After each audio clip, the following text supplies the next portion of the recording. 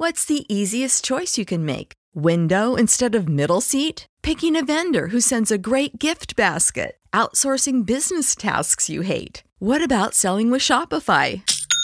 Whether you're selling a little or a lot, Shopify helps you do your thing, however you cha-ching. Shopify is the global commerce platform that helps you sell at every stage of your business. From the launch your online shop stage to the first real-life store stage, all the way to the did we just hit a million orders stage. Shopify's there to help you grow. Whether you're selling scented soap or offering outdoor outfits, Shopify helps you sell. Wherever and whatever you're selling, Shopify's got you covered. Sign up for a $1 per month trial period at shopify.com/try. Go to shopify.com/try now to grow your business, no matter what stage you're in. Shopify.com/try. O'Reilly. You've got questions? O'Reilly Auto Parts has answers. Need a pro you can trust? We've got that too. No matter what you need, our professional parts people have the training and expertise to help you do things right. Deep automotive knowledge, just one part that makes O'Reilly stand apart. The professional parts people. O'Reilly Auto Parts. No intro, no music. Another episode of hashtag Saints Twitter podcast. I feel a little off that we're hosting a podcast, but maybe a distraction even for an hour or so is needed right now. We got another big fish, Mike Triplett, joining us of ESPN. I've met Mike before. So the first thing I want to just get off my chest is I'm still salty that you didn't ride the bull at the Saddle Ranch. You chickened out. Nick chickened out. It was just me, only one who was man enough to get on the bull. And what happened, Mike? What happened? Well, first of all, I have ridden the bull at Saddle Ranch.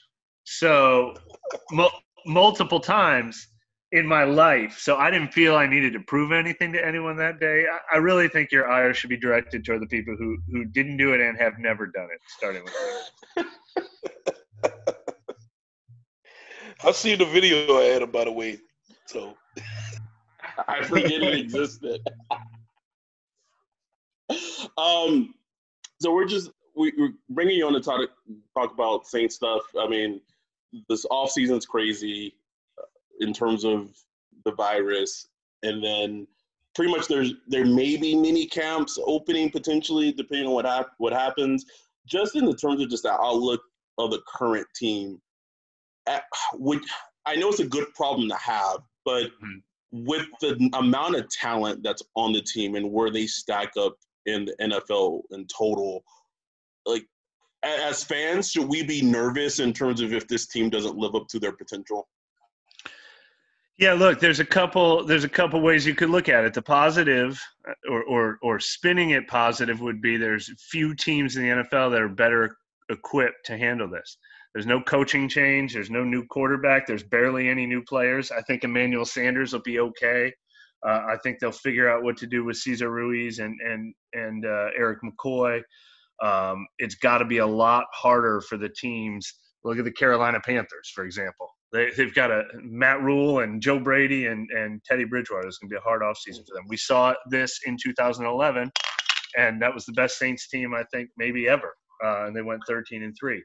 So that's the positive spin. The negative is, boy, doesn't it feel like the Saints, like they feel like they're one of the 2 or 3 or 4 best teams in the NFL, but it feels like that window is getting smaller and smaller every year. And you don't want any opportunity. You don't want them to be cheated out of any opportunities because there's so few and far between now. yeah, I mean, when you look at this past offseason, we had the great Last Dance series that was on ESPN, and I just felt like it was kind of a symbol of this is the last dance for this Sean Payton, Drew Brees era of the Saints. I know we don't know if obviously if Drew Brees wanted to go another year, he probably could sign another extension, but there's a whole NBC deal with him being a broadcaster. And I just can't help but feel like all the chips. The last few years, I feel like it's been all the chips on the table, but this year in particular, I feel like every single chip is on the table, and they are going for broke. This is it. Like, they have to do it now. Yeah, I mean, I feel sort of like that specifically with Breeze. I mean, I feel like if the entire season got canceled, wouldn't it be hard for him to really walk away after a canceled season, and maybe next year becomes his last season? It's impossible to know how he would handle something like that. It definitely feels like the last season for Breeze, or the last season for Breeze at the peak of his powers. And for that reason, I agree. They should win now. The one thing I did write, though, this offseason is I've covered the Saints ever since Drew Brees has been here. And for the first 12 or 13 of them, it felt like, man, if they didn't have Drew Brees, it'd be over. And I feel less like that than I used to. I feel like this team is more built to replace the quarterback and still be okay. We just saw it when they went 5-0 with Teddy Bridgewater last year. So I don't think as soon as Drew Brees walks away, the days of the Saints as contenders are gone. But if we're talking about the Saints being an elite team that's stacked at every position, obviously that includes Drew Brees at quarterback. Speaking of just you mentioned it. You've been covering the Saints since as long as Drew's been here. I want to tie that into your connection you have with the fans, or with Saints Twitter. It's been we had Ramon on here, but kind of before Ramon, I think you were one of the first, you, Larry, but you stick out to me as one of the first people that really kind of embraced Saints fans and Saints Twitter. And I know that I feel like that's not commonplace in regards to beat writers and other media forms, especially on Twitter. What led to your connection with, kind of embracing Saints Twitter and interacting with the fans as openly as you do? Well, first of all, I'm a sports fan.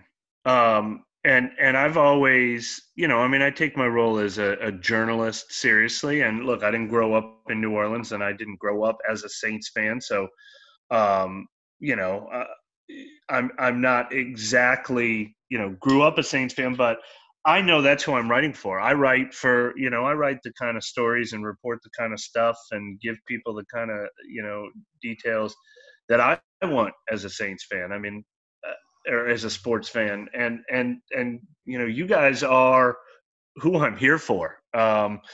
It's tough. It's tough to navigate Twitter, especially because I mentioned this to you guys online, I think a week or two ago, that I really value you guys because I know where you come from, and I respect you guys, and the things you talk about and the feedback I get from you helps me do my job. But it's cloudy out there. You don't know who's the diehard fan. You don't know who's just trolling. You don't know who's trying to get a rise. I'll tell you what, it's really, really strange to me that the Saints have gone 13-3 each of the last two seasons, and obviously had really ugly playoff exits. But man, I've noticed more disenchantment in the last 2 years than I did in the first 10 combined. And it's so tough. And then I'll get caught up every once in a while going on a rant like, geez, one of the days that I spent more time on Twitter than ever before was shouting down Saints fans who said what a horrible job Sean Payton did after they lost to the Niners 48-46 or whatever. It's like, am I screaming? And I'm like thinking, am I screaming at 15 people on Twitter, or am I screaming at 85% of the fan base? And sometimes I don't know. Sometimes I don't know anymore. But that's why it's so valuable for me to sort of have the same way you have your go-to reporters, and I value trying to be that for the diehard dedicated fans. It helps me to have the go-to fans that I'm like, am I reaching them? Am I answering what they want to know? What are they talking about? That's valuable. Yeah, I'm glad you pointed that out. The past few seasons, especially with the way they've ended, you've definitely seen that kind of nihilistic disenchantment with Saints fans, because I guess it's kind of the curse of winning You know, you're winning, but you see it in a lot of fan bases. You sure see it in a lot of fan bases. You know, like the Patriots. You know, I mean, obviously we're a different realm from the Patriots, but you know, they go, 14-2 and don't reach the Super Bowl. And it's like, okay, but with us, I guess with the Saints fans, it's like this window is so short and we see it ending, and a lot of fans are just like, oh, it's like right there and you just can't touch it. I mean, it's one of those things like you had the 3 seasons of 7 and 9, and I honestly the first 2 games of the 2017 season, I remember tweeting after the Patriots lost. Matter of fact, Adam and Kevin was in town, and I remember tweeting, "Fire Sean Payton," and then I deleted it. And I would never tweet anything like that. But that was just where I was mentally, So, and that's just me, and I'm trying to be the realistic Saints fan or whatever. So imagine the other Saints fan, and then they rip off a bunch of wins and go to the playoffs or whatever. So, I think Saints fans are just going through it. I wanted to ask you, back when you were with Taz-Picayune, you were always my favorite because you kind of, you weren't preaching to the fans, but you kind of would come with an optimistic view. And I remember Saints fans were really hard on Malcolm Jenkins.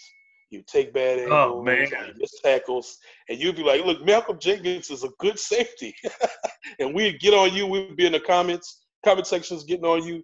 And then he left, and obviously Sean Payton, one of his biggest regrets is letting Malcolm Jenkins go, and he brought him back. I just wonder if you kind of puffed your chest up a little bit when they brought him back, like, yep.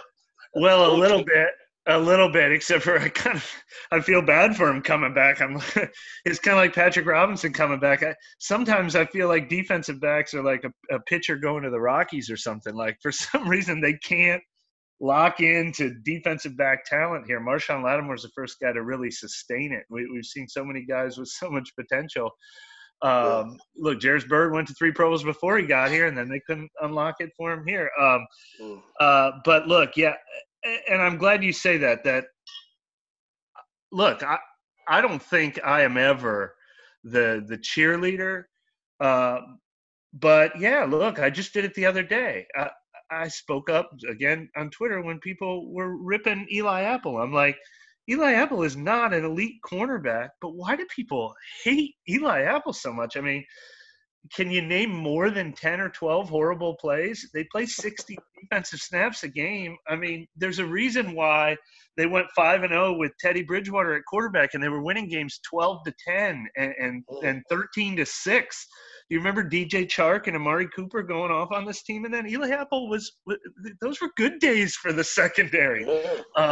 So sometimes I play cheerleader for a guy, and then sometimes it backfires. I'm like, why did I just spend the last hour and a half on Twitter defending this guy? I don't even know if I believe it. But sometimes I just have to stand up for these guys, and Malcolm was definitely one of them. But my thing with Malcolm was always, look, the results did not happen here. There is no question about that. But I always saw the talent, and I always felt like, man, the Saints need to figure out how to get the talent out of Malcolm Jenkins because it's there. But the results were not there. I mean, I'm not saying he should have been going to 2 Pro Bowls in New Orleans. That did not happen until he left. That said, we kind of talk about how stacked the Saints are.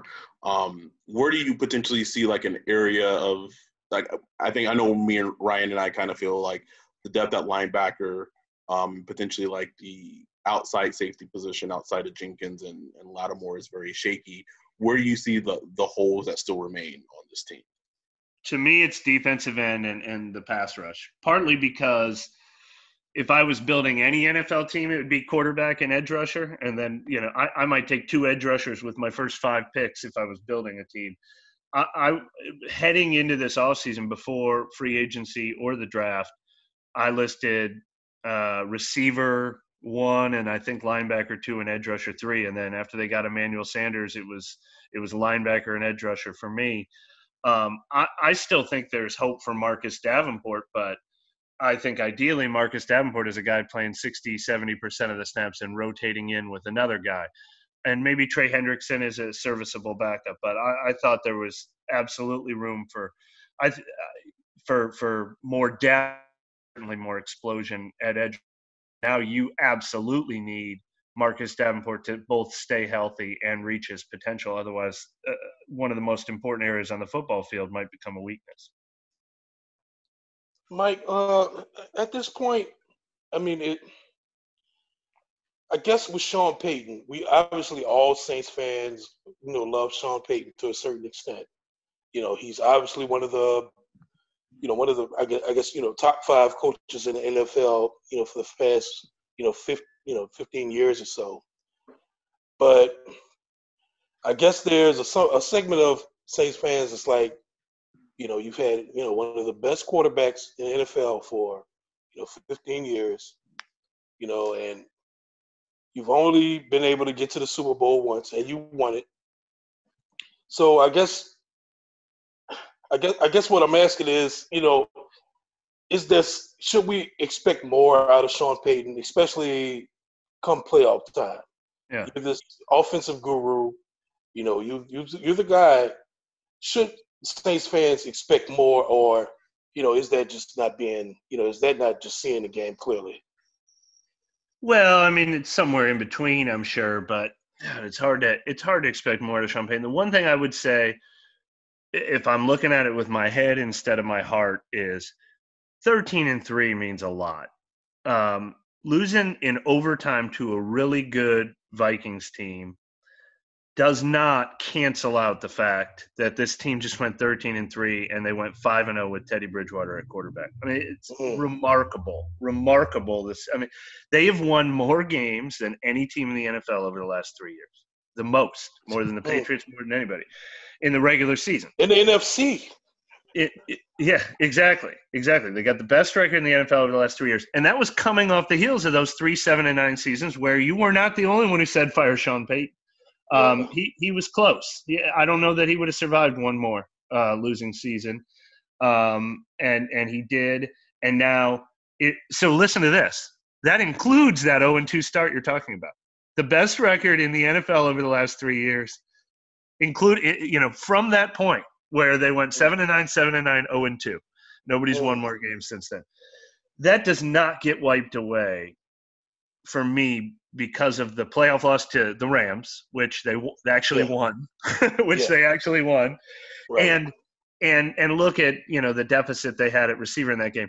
They attempted a pass in the end zone to Dan Arnold in that game that just missed. They completed touchdown passes to Garrett Griffin and Taysom Hill in that game. And then they're throwing on 3rd and 10 to Tommy Lee Jones. Tommy Lee Lewis. Oh my God! But Tommy Lee Jones. Yeah, right. Maybe that would have worked. That's who they were down to. I think he was the next guy on the bench at that point. So that game, I mean, come on, it was a great season. The Vikings lost, hugely disappointing, obviously, but that was also a good team and did go to overtime. Those 2 games don't outweigh everything else to me. And they, the other one was a Minneapolis Miracle game that they came back and were going to win in Minnesota. Which, to be fair, if you look at the first half of the first Minnesota playoff game, it looked like they didn't even belong on the field. The halftime adjustment, yeah. So, look, he is a top 5 coach. He might be more than a top 5 coach. I've been really impressed by the way he's reinvented himself. The 2013 team started running the ball and playing defense. That was the year that Pierre Thomas and Darren Sproles both caught more than 70 passes out of the backfield when he didn't have the receivers he used to have. Now he has to have a top offense without Drew Brees throwing for 5,400 yards. Now Drew Brees is throwing for 3,900 yards, and they're still winning games.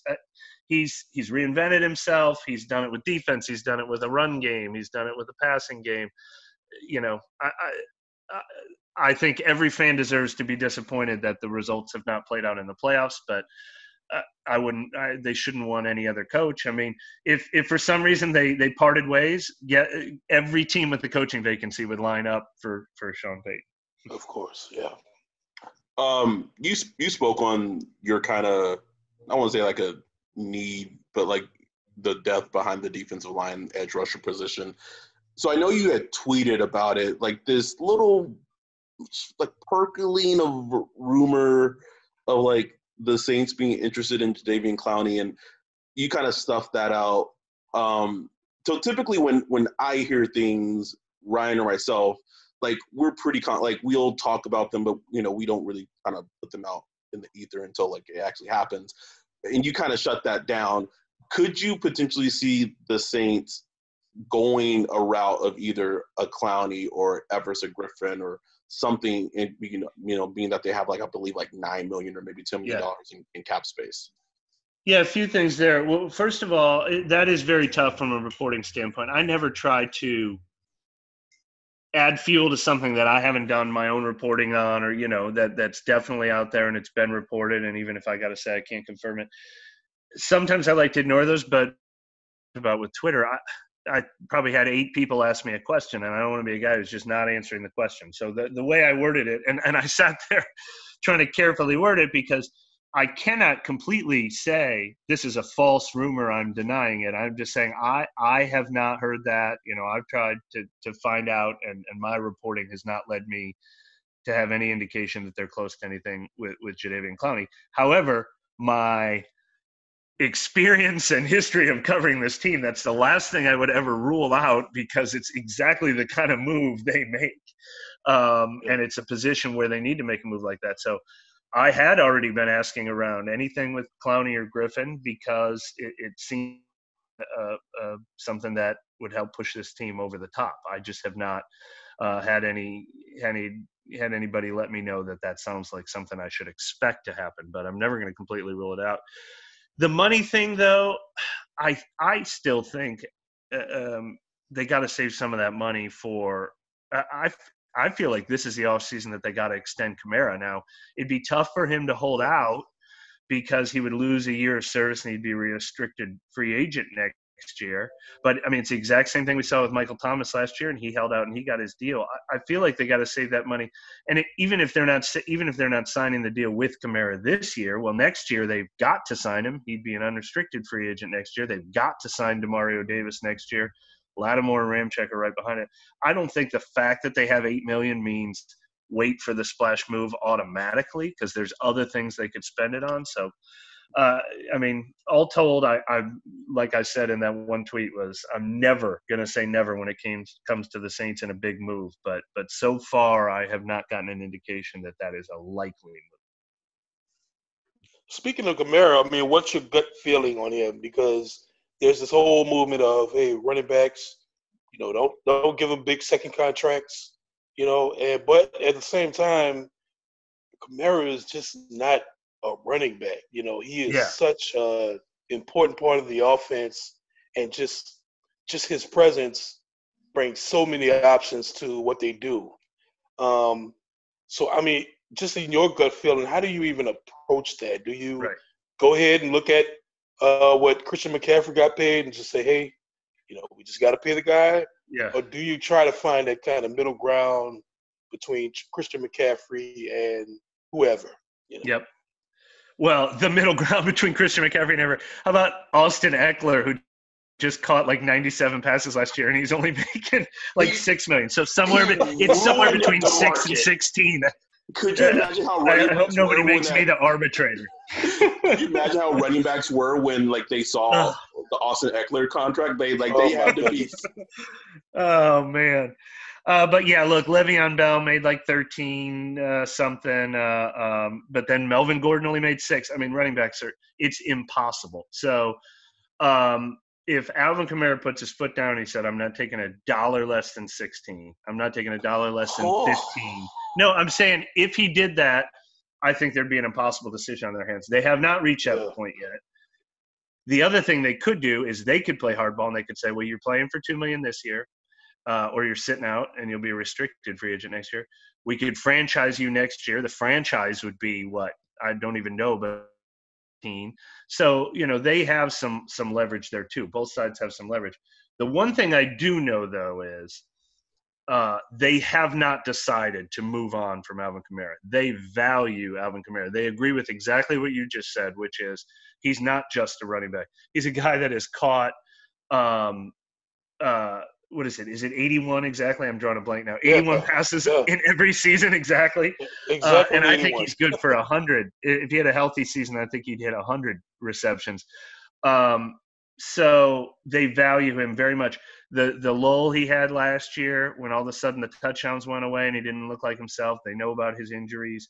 They absolutely value him. And this is a team that needs playmakers. They still need playmakers, even with Michael Thomas and Emmanuel Sanders. The last thing they can do is get rid of one. So this is not a situation.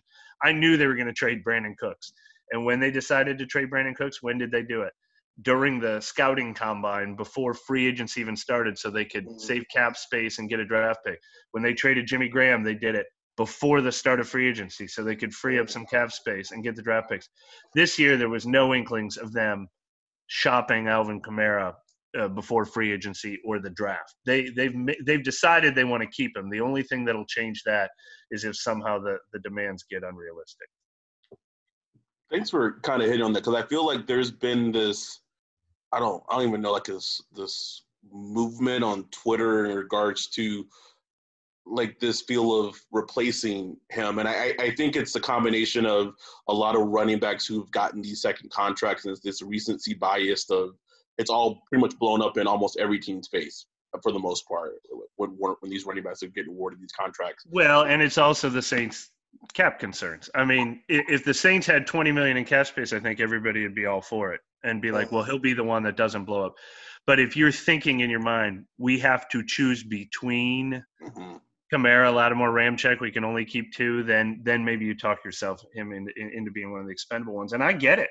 If I ran the Saints and you told me it will cost $15 million a year to re-sign Kamara, or we could trade him for the 40th pick in the draft, use that cap space elsewhere, and use that 40th pick on whoever, Clyde Edwards-Helaire or something, I'd be like, oh, that's a tough choice, like maybe they do have to trade him. I understand the argument for doing it, but the only part of it that I know the Saints don't agree with and I don't agree with is that Kamara himself is not a special player.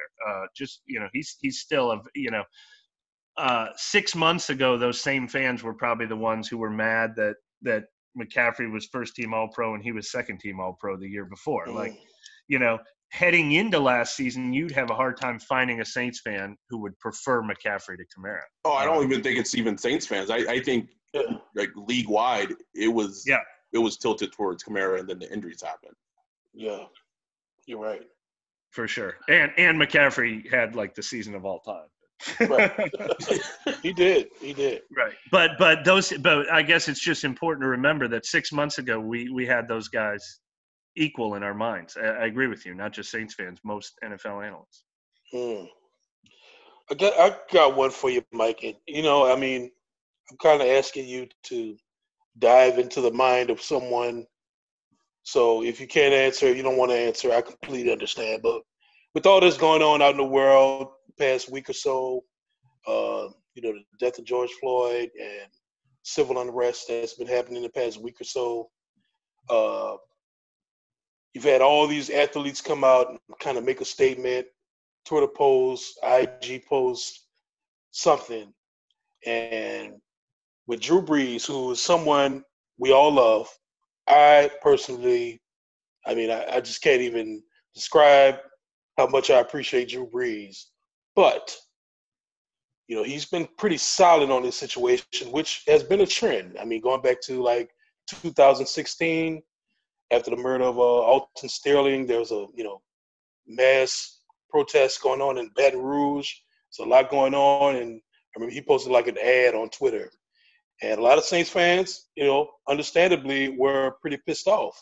It's Drew Brees, who is someone who's made himself known, commenting on, social situations and, fight for equality and, major issues for people. He's made it known for himself to speak up. But in that situation, he's been silent, or when he has spoken up, it was the whole Colin Kaepernick thing, stand for the flag. Do you feel like there's any kind of rift? I wouldn't even say rift. Or is there any bubbling tension in the Saints locker room in the past, or anything like that with Drew Brees and his whole stance with police brutality, systematic racism and stuff like that? I know that's a loaded question, so right. I'll take what you can. Yeah, I mean, I won't try to get in his head, and I won't, express an opinion, on what I think about, his response or what it should be. But I would say that year, when he did come out and speak out against Kaepernick, while other players, sat on the bench during that one game.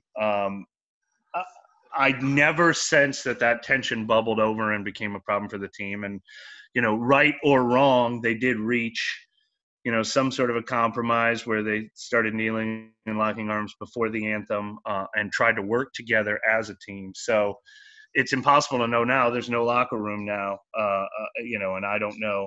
Mm-hmm. But it's never something that I thought bubbled over and created tension within the team. But obviously, that's a lot of people. I can't speak for Drew, and I can't speak for 60 other guys and how they all feel about it in the locker.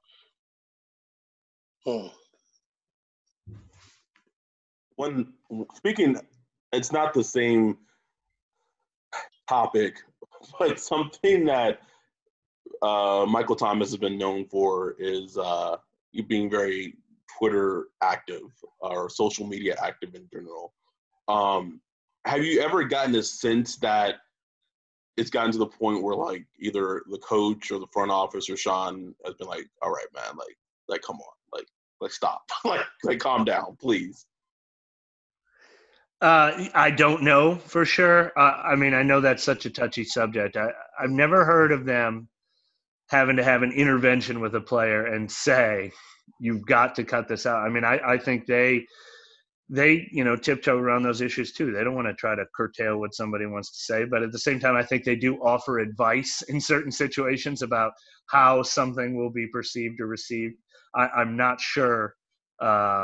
It's a good point. He's an outspoken guy on Twitter, and I'm not sure how involved they've tried to be in coaching him up or trying to put demands on him.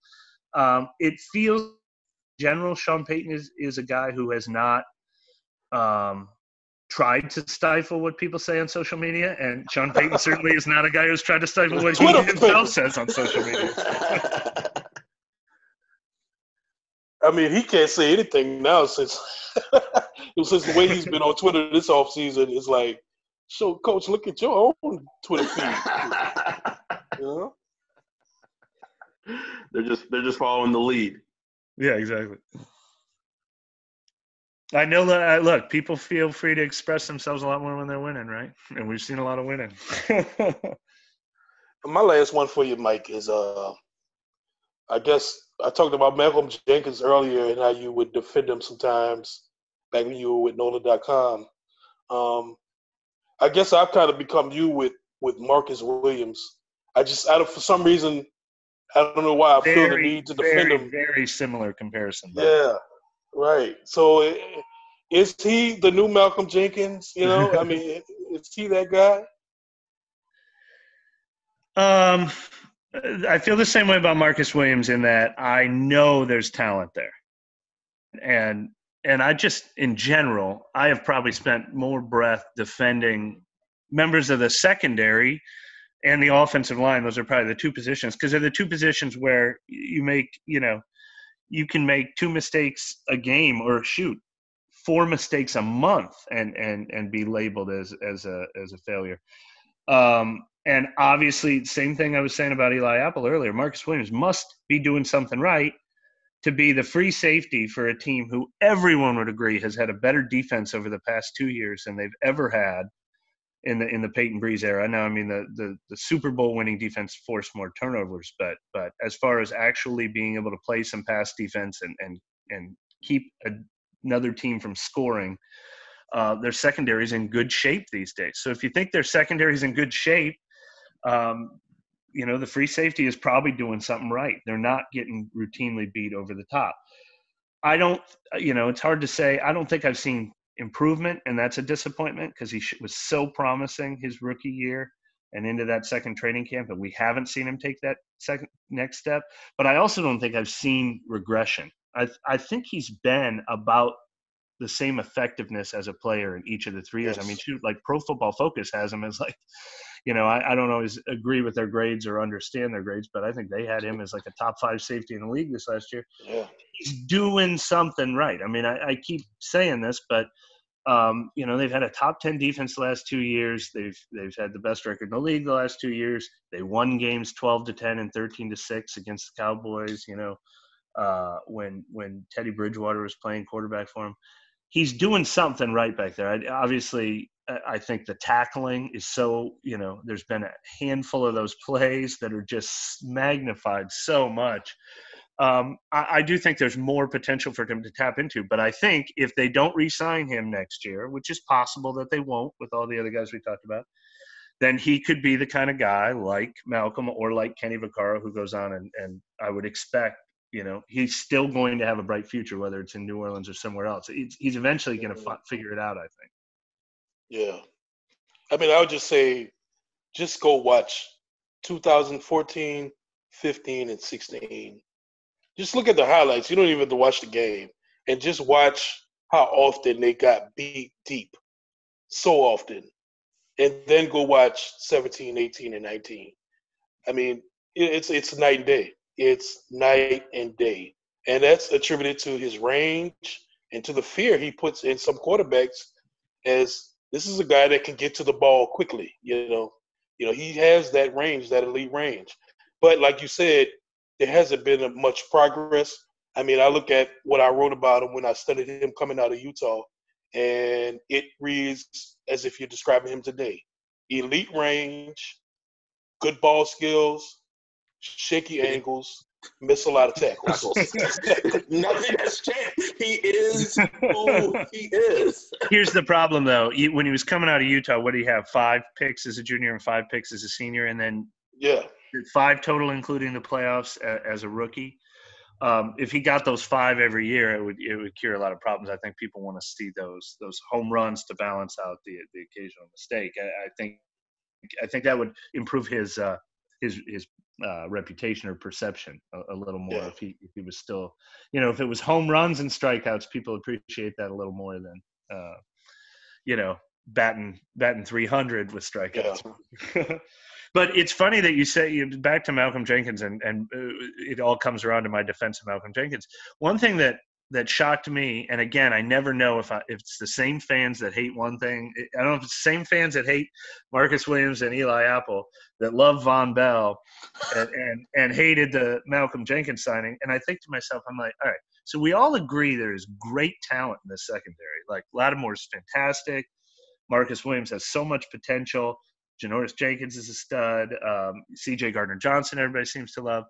Von Bell, they really like. There was all this talent, and yet all these sins, like the 49ers game, the occasional breakdown, the George Kittle play, and it's like, so shouldn't people think, hey, maybe the missing piece was a coach on the field type who, I don't know why Von Bell was innocent of all those things and all the other people are guilty. I mean, I think I liked Von Bell a lot too. I would have, I thought he was close to Pro Bowl potential himself too.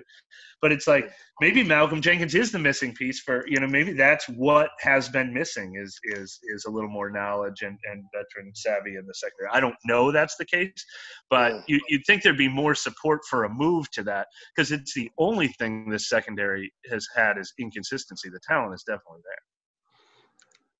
there. Yeah, that's a good point. Because the secondary's been very young, very young, and had kind of have grown together, but they still have lacked kind of that, that coach on the field as you spoken to. The last one that I had for you, Mike, is that one position that I'm still very shaky about outside of Demario Davis is the linebacker position. Just in terms of the depth and the known injury history of Anzalone, Kiko Alonso, Zach Bond transitioning to being an off-the-ball linebacker. Do you see it as a position that could cause concern with – I mean, you could say this about all positions but one injury, but I feel like that linebacker position is so magnified that if a person goes down, which history has shown may happen, it could – put the Saints in in dire straits at the linebacker position. No, you're right. And look, we labeled that as right after they got Emmanuel Sanders anyway. Receiver and linebacker were the two positions we talked about all offseason that they obviously needed to address. And Zach Bond alone is not going to fix that. Everybody else I kind of like Anzalone. He's shown some nice things when healthy. Kiko Alonso showed a few decent, nice things when healthy last year. Greg Robertson, definitely a solid backup when healthy. And the only other thing that keeps me from labeling, I guess the only reason I rank defensive end ahead of that is we just don't rank linebacker as the most important position on the field in general. Usually they only have two on the field. I think those Tampa Bay games last year, they might have had three linebackers on the field for a total of 4 plays.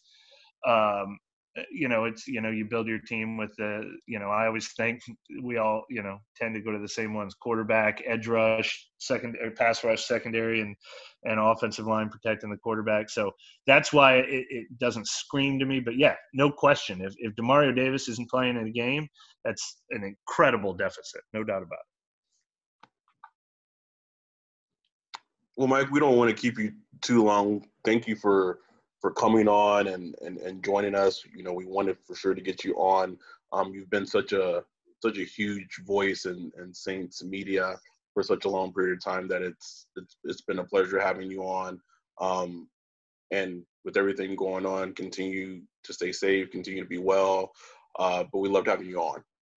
Well, I appreciate you guys asking me. I like what you guys are doing, and I like following you, as I said, the same way you guys like following me. So thanks for having me on. Yeah, we appreciate it, man. Like, feel like you're part of the family. Like, anytime someone's tweeting about Saints, supposed signing so-and-so or whatever, one of the first people I go check is Mike Triplett, just to see what's going on, because I know you're not coming with any hot takes, no BS. You're going to report it if it's good or bad or whatever, and you always bring your honest opinion, and you always – what I always appreciated about you is you're kind of a glass half full kind of guy, but you're not to the point where you're going to be dishonest. You'll tell the truth if it's bad, but you'll give the brighter side, and I always appreciated that because us as fans, hey, we're fans. We're fanatics. We're crazy. We're emotional. But you kind of always kept that even keel, and we appreciate it. I agree with that, and I like that that's your perception of me. But what's funny is I think I'm a glass half full guy because I've covered the Saints for 15 years. I've always wanted, and what's funny is before I came and started covering the Saints in 05, I covered LSU in 03 and 04, and, they won the national championship. Before that, I covered the 49ers, San Francisco. They went to the playoffs the years that I covered them. What kind of reporter I'd be if I covered the Jets for the last 15 years? Could I possibly still be seen as a glass half full kind of guy? But I think it is important to be glass half full when you cover a team that's won as much as the Saints, because there are a lot of empty glasses out there around the league. That's true. Yeah, that's true. The last thing I'll say, Mike, is that when the world gets back to normal and there's actual football games, there's a game in LA or something that we're together, you got to ride the bull. It's going to go down. I won't rule it out. Boom. I'll take it. Thanks for you can follow Mike on Twitter at Mike Triplett. Mike Triplett of ESPN. Thank you again for coming on, man. We greatly appreciate it. All right, thank you guys. You have a go ahead.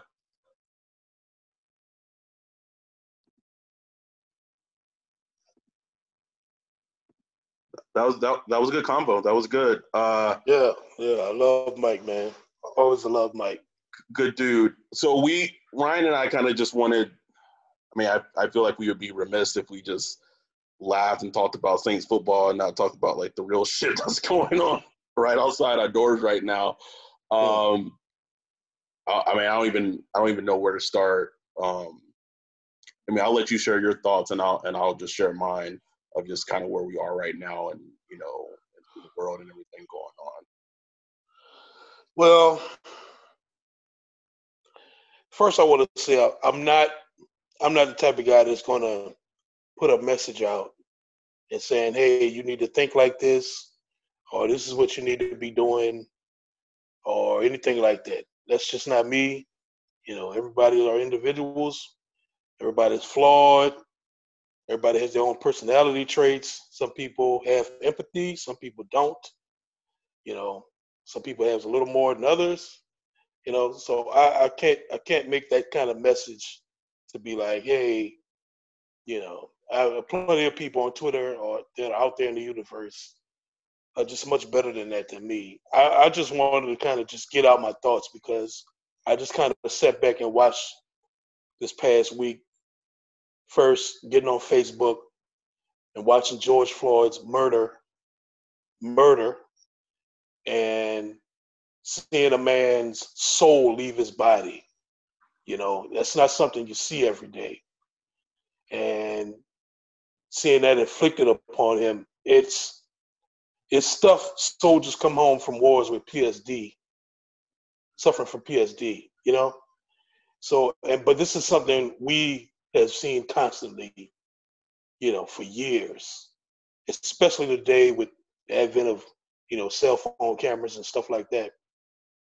So, you know, it affects us, man. And, you know, as a black man growing up in America, you know, I'll be the first to tell you, I enjoy my living standards. I have a relatively good life in America, but there's some things that's messed up, man. And what you're seeing outside, all the riots and the looting and the protests, you know, you're seeing rage, you know, pure, unfiltered rage. People are pissed off, man. I would say this about the black community in America. There are plenty of communities, plenty of ethnic groups that have been through a lot, you know, in their home countries. They've suffered. They've been oppressed. And I'm not in some kind of oppression Olympics saying who suffered the most. That's not a competition. Right, it's not a competition. But the black experience is very specific. We weren't immigrants. We didn't come to this country on our own voluntary means. We were brought here forcefully, you know, by the sword, by the gun, whatever, chain, forced to be here, forced into labor for hundreds of years without pay, you know. This has an effect. After slavery, Reconstruction, Black codes, Jim Crow, for decades, this has an effect. You know, for every action, there's a reaction in this world. You know, for every human, and we've been on this, you know, multi-century trajectory, and today here we are, where we're seeing this rage. You know, and I know there's a lot of people out there that's saying, well, looting is not the answer, or, you know, protesting. Oh, we've been protesting for decades. What has that gotten us? There's so many people out there talking, and I'm just listening to everybody, and it's just so frustrating. Like, I don't even have answers. I'm not. If you're looking for an answer from me, I have none. I just have frustration, man. And like in 2020, we're still so frustrated. You know. What has changed? Like that's like nothing has fucking changed. Like I don't Nothing. I don't care. Like I remember speaking of this, you know, people who might know my story, they may not know, whatever. So my daughter is half black, quarter Korean, quarter white. My ex-wife, I remember when she was five or six, and we got into this huge argument. So if people tend to see my daughter, they have no idea that she's mixed. Not that it matters. She looks primarily black. Right. So we got into this huge, my daughter's 10 now. This was back when she was 5 or 6, probably 5. We got into this huge debate that she did not want me to have a conversation with my daughter explaining race to her, explaining police to her. And as a black man and as a black father, I said, listen, you don't know what it's like. People in the world that see our daughter is not going to see her and be like, oh, she's a quarter white. Oh, she's a quarter. No, she's black. And that's it. And she needs to know what the world is like. And she needs to know what the reality is like. Because if we keep her in this bubble with this rainbow over her head, she's going to get to the world and it's going to be a rude fucking awakening. And so as a Black male who has a kid like that, and I think that's the biggest thing I've always tried, is I've tried to instill in my daughter, like, this world it's hard, especially for people like us. It's hard. And all I can do as a parent is try to make the world as easy as I can for her. But when you see stuff that's happening in our world that's been happening for years, it's a feeling of just feeling so defeated. Like what can we do? And like you said, we don't have the answers. And it's difficult. And my daughter, who in kindergarten and in first grade experienced racism in school at such a young age, Ryan, where in kindergarten they were petting the class turtle. And someone in her class said, "Oh, you can't pet the class turtle. You're Black." In first grade, she was getting a drink from the water fountain, and someone from behind her said, "Oh, you can't be drinking from this fountain," referencing Jim Crow segregation laws. This is in California. Nothing has made me more irate, as a parent, than hearing stuff. Like, I feel like as me, like, it sucks to say this, but like, I'm fucking 32. Like, I'm from Texas. I can deal with racism. Like, it's not something that I'm not used to. But when it's to my kid, to my kid that I am here to protect, it sets off this rage, this inner rage inside me, that I almost went to the school and some heads were about to roll. And I feel like, that was what, she was 5. She's 5 years later, and nothing's changed. Nothing's changed. Nothing, man. And it's so frustrating because, look, I'm 38, and growing up as a young child, I didn't experience much racism. I lived a normal little life of a kid playing outside. As a majority Black community, I just never even thought about it other than what I read and what I saw on TV. And then there were the Rodney King beating. I remember it clearly. I was coming of age to where I could understand what was going on, and seeing him getting beat on the news by police on defense. Not even to be able to defend himself. That struck me. And then I remember the police getting off, and that effect, I didn't understand it. I was like, "Ma, how could they not get off? Like, we saw on camera what they did. I just didn't get it."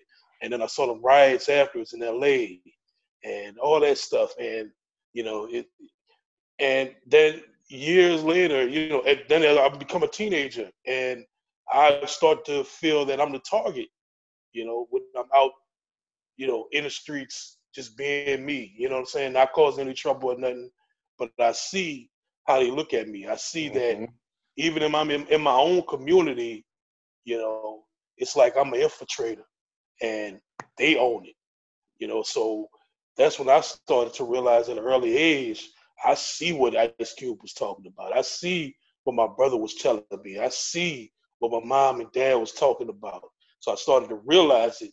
And then you get older and older, and you get pulled over, you get jacked up by the police constantly. You get that fear, And man, I grew up where there was gunshots, there was all kind of stuff, crackheads, you name it, man. But I never had the fear of like getting pulled over late at night with them blue and red lights, man. Like, that's fear because nothing you could do. There ain't nothing you could do, man. Completely helpless. And this is what, if you're white listening to our podcast, like, whatever, this is not a podcast to try to open your eyes, but this is what we deal with on a daily, like, this is our lives.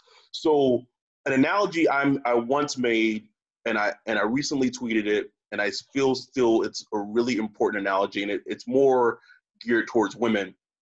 But if you're a woman, white woman, it doesn't matter. If you're a woman and you have this fear, like if you leave a party, you leave a friend's house, whatever, movies, whatever, and you're walking to your car to like a parking structure and it's late and it's dark, and you have that fear or that dread that you don't know. You may get mugged, someone could try to sexually assault you. You don't know. As a man, I'll never understand. I'll never be able to have that fear, because we, like, as men, we don't fear that when we walk to our cars. We just naturally, we're men. We're like, oh well, shit, we're gonna walk to our car. Like nothing's gonna happen to us because we're men. So we don't understand that. We can't put ourselves in that fear, but we can understand, like, shit. Like, I can understand why a woman would feel this way when she's put in a situation like that. So I use that analogy to say, imagine that fear, and that's us getting pulled over. That's us being out and about living life as a Black person in America. That fear that a woman may have just walking to their car and it's secluded is our lives living in America every day, which is insane. It's utterly insane. Like all these things that happened, Malcolm X, Martin Luther King, like, and it's still like, where, I hate to say it, but like, where's the progress? Where? And here's the thing: the police, they are the arm of the state. I don't mean state like Louisiana, Texas. I mean a government body that has sovereignty over a geographical area. They are the state. And what is the state? The state is violence. And it's just what that's what it is. They have legal monopoly of violence over you. A policeman can kill you, and they are given the benefit of the doubt, period.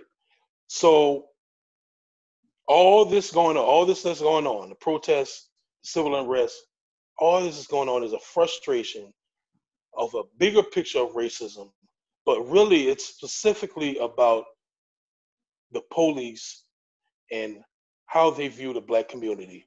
They view the Black community like soldiers invading Iraq or Syria or wherever. It's occupied territory. And we've never had a community relationship with the police. I've never experienced that in my life, So it's a us versus them mentality. And this is not just me, this is my dad. He was born in 1944. This is going back generations before the police even exist, when it was slave catchers, So we never had that experience that, say, the Irish had. The Irish, they've been through a ton. People talk about Irish slavery. It wasn't slavery, it was, indentured servitude. We could play semantics, but they went through a lot, granted. They were discriminated against, They dominated the police force eventually. We never had that. So many ethnic groups have gotten to be able to take a part in American experience that Black people haven't. And even though there are Black cops out there, as Patrick Claiborne said, that's like trying to change lending discrimination by changing the blank bank tellers. No, it doesn't work. It's a system. It's rooted hundreds of years deep, all the way up to the Supreme Court for you to make changes. And what those changes are, how do we change them? I'm going to be honest, man. I have no idea, man. I have no idea. I've looked at Twitter. Everybody got answers, as Twitter does. Everybody knows what to do. You vote, you protest, you riot, you call your congressman, you make a song about it, you sing, whatever. Everybody got an answer. I'm just saying, I don't know. I don't know what the answer is, man, because it's been this long and we still hadn't got there. So all I'm saying is, I just wanted to put my thoughts out on some of the civil unrest, the looting and the riots. I'm gonna be honest. I'm not a big fan of the looting. That's just not me. I look at people starting businesses and they have their own businesses. Yes, I know some of them are multi-billionaires. Some of them aren't. Some of them are small businesses. I'm just not a fan of destroying property, but I get it. I understand because it's way. Yeah. You have pushed the black community to this point where we don't care. We'll burn it down. My only thing is, I hope some people step back and try to think, because in the 60s, when there were a lot of riots, you had leadership, especially before King got killed, you had leadership.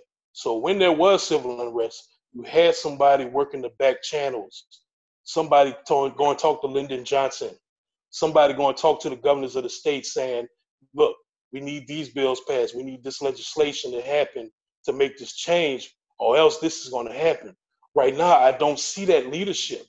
It's just a bunch of young, mad kids that's understandably mad, man. And I don't know what's going to stop them, honestly. Like they have the energy to continue this for a while, for a minute. And neither of us have the answers, but we needed to talk about it because it's so relevant. It's our reality. Like let's be blunt. Like it is our reality, And you're 38. I'm 32. I'm trying to think. Like I know it's not going to happen in my lifetime, in our lifetime. That's a wrap. There's no way. There's none. But like as a father, I'm hoping that when my daughter's 32, 40, whatever, that can shit be a little better? Like just a little, that's it. Like some type of progress. And at this point, like there isn't any, and it's I'm gonna stop, but it's always interesting to me, like you see like this whole movement and shit on Twitter now, like where is this shit like before this death? Because this death didn't start. Like this shit has always gone on, and it's just easier if you're celebrity or brand or whatever, whatever, to just ignore it. Even just regular people to just ignore it. It's like, shit, no, don't affect me. I'm living my life. Right. Like it's just it's that bystander effect, and then like it's like this mob mentality of like this happened. Oh, now we're gonna speak out. Mm-hmm. Well, shit. Where were y'all before? Like nothing's changed. Just another black man being killed on camera. Like that's happened over the last decade numerous times. And then I feel like it's a news story right now. Give it what? A month and a half, gone. 2 weeks. I told you on text, man. 2 weeks, gone. Trump going to be in the news about something or whatever. That's maybe me being nihilistic. Maybe this is a turning point. I don't know, but I'm just hoping there's some kind of leadership that turns up out of this, because when you're dealing with something like this as big as systemic racism, you need leadership. You need someone for the so-called leaders to talk to, and right now that doesn't exist. It doesn't. So that's going to need to happen at some point. Somebody's going to have to step up, if there's going to be a change. But I just can't ignore my underlying feeling is, at 38 years old, 38 years on this earth, this is just going to be the same old same, man. And next year, somebody's going to be on camera getting killed, and it's going to be the same thing, So I just hope that isn't the truth. I hope I'm just being stupid, So if people want to, unfollow me for feeling that way, or, they don't agree with me, I understand, man. I'm just a dude sitting at home. I read a lot. I read a lot of history. I read a lot about economics.